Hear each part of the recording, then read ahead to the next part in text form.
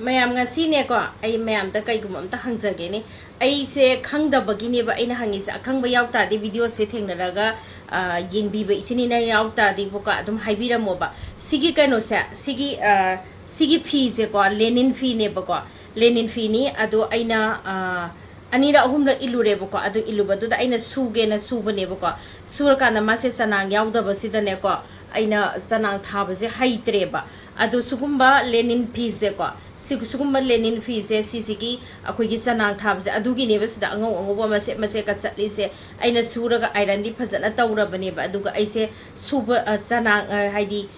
chanang thaba je ko aise haitre ba adu do ichini naw sing akhangba yauta di chanang thaba se karina thagadabano kamai tawgadabano haibdom ta haibiramo aina khangdabagi ko ai kamai tawi khambra aina chak to phi da phi angauba amada hapaga nairaga aduga chumthoga lupada sida chak sigi kanu se machet se loina se tutu si machet se swai se machet se loi pak leire ba ko adu karina thaba yai karmaina thaba yai habado mayam amtang haibiro natragana ne ko aingonda haibira pada message ta haibira pada yamna sangada boi ta ri ko messenger da voice message ta amutang please amtang haibiro kaino di aingonda leiri ba phi sing se anambana hujik se suba yara ba ngak ta oire ba aduduna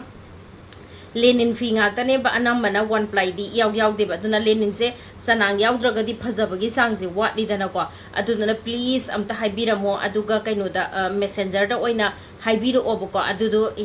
akoi ichi oigera ina oigera aduna haibira ido adudo ai apply tawrago ina phi je suzarage bi yone mayam te yengbiyo base ango ba mache swai daga tawri mayam se ina sak tu nairaga thaw haye sana sak tu na naira tharo bagi phi je yadre ba